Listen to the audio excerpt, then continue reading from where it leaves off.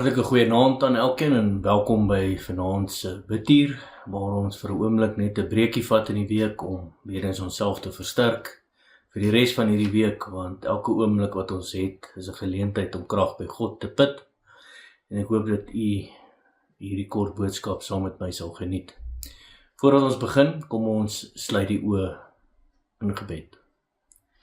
Liewe Heer, ons is dankbaar dat u ons die voorreg gee om vanaand weer eens deur 'n kort storie te gaan wat u karakter en liefde wys en daar waar ons ook tekort kom, hopelik kan help.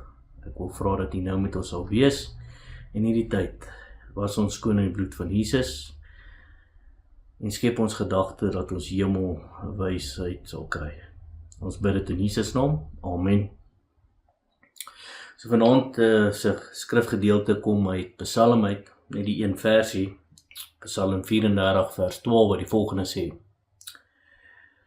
Kom kinders, luister na my, en ek wil julle die vrees van die Here leer.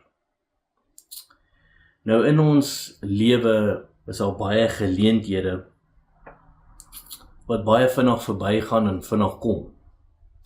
Ek dink baie keer aan wanneer ouers met hulle kinders, is dit 'n babietjie en is daai eerste jaar van sukkel. En voor hulle sien is hulle 18 jaar oud en is universiteit en uit die huis uit en hulle vra waar het hierdie 18 jaar heen gegaan. Ek dink aan vriende, familie, wat ons probeer by uitkom en ons sê ons gaan by hulle uitkom en ons weer sien is dit einde van die jaar en ons het hulle gemis. En volgende jaar is die tweede jaar verby en ons het hulle weer gemis. Familie, vriende. En dis asof ons elke keer net sê, net 'n bietjie later. Net 'n bietjie later, dan kom ek by jou uit. Net 'n bietjie later, dan sien ek jou. Net 'n bietjie later, dan spandeer ek tyd aan jou. En voordat ons sien, het mense afgesterwe. Miskien is dit ouers, oupas, oumas. En net daai bietjie later was dalk net 'n bietjie te laat. En ek kom toe op hierdie gedeelte af wat 'n vrou geskryf het, Alice Chase, en ek het hom dus vertaal in Afrikaans. En sy skryf vir haar seun die volgende brief wat my redelik getref het. En ek hoop vanaand sal dit vir u ook iets beteken. En sy skryf van haar seun wat volgroeid is en ek neem aan hy is uit die huis uit.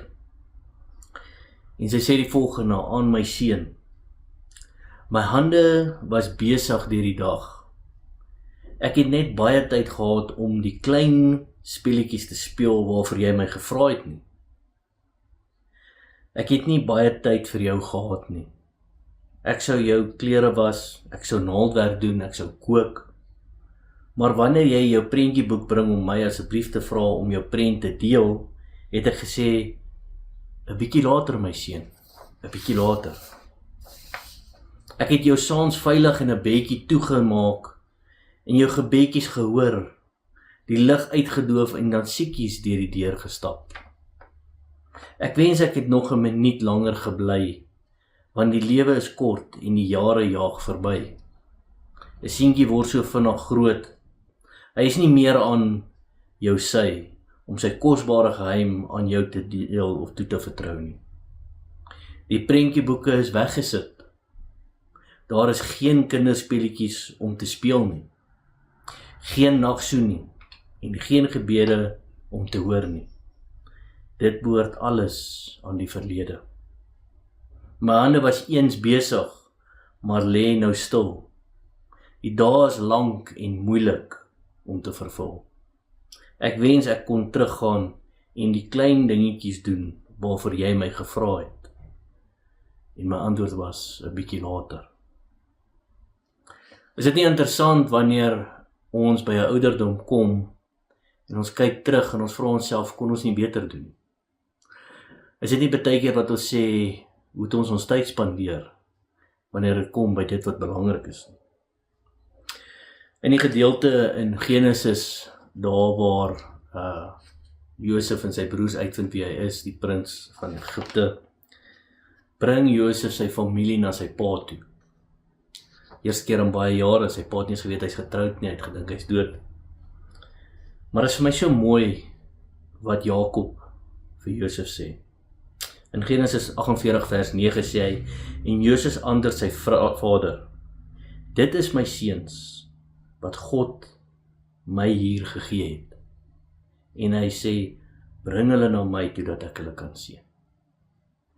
Elke oomblik en geleentheid wat ek en u het, kom ons maak gebruik daarvan, om by ons familie, ons broers, ons susters, ons vriende, ons kinders tyd te spandeer. Want jy sien, 'n bietjie later, verander in iets wat heeltemal misgeloop word.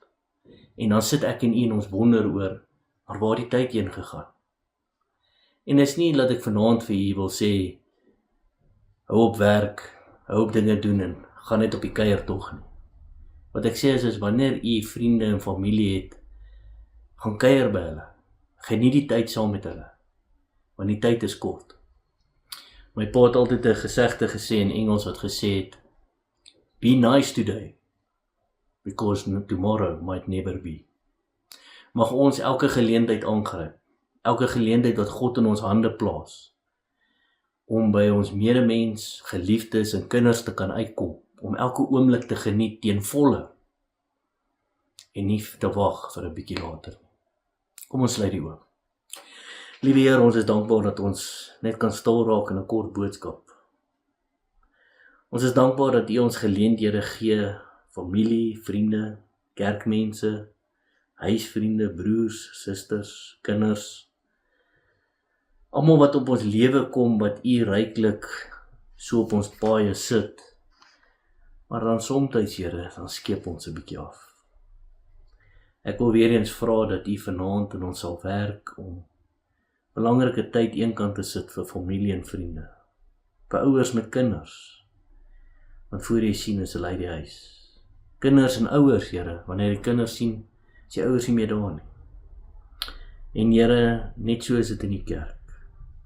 Mag ons elke geleentheid gebruik om na U huis te kom. Mag ons elke geleentheid gebruik om U naam te verheerlik, Here. Want ons lewe vir vandag, want ons weet nie van môre. Seën ons verder in die aand, seën ons in hierdie week. En Here, as dit U wil is, dat ons mekaar weer mag sien, vra ek nie een van die dinge wat ons het verdien nie, maar in Jesus naam. Amen. Mag jy 'n wonderlike aand beleef, mag jy tyd goed spandeer, en mag jy tyd aan die Here nog meer spandeer. Dit is my gebed vir u. Totsiens en lekker aand verder.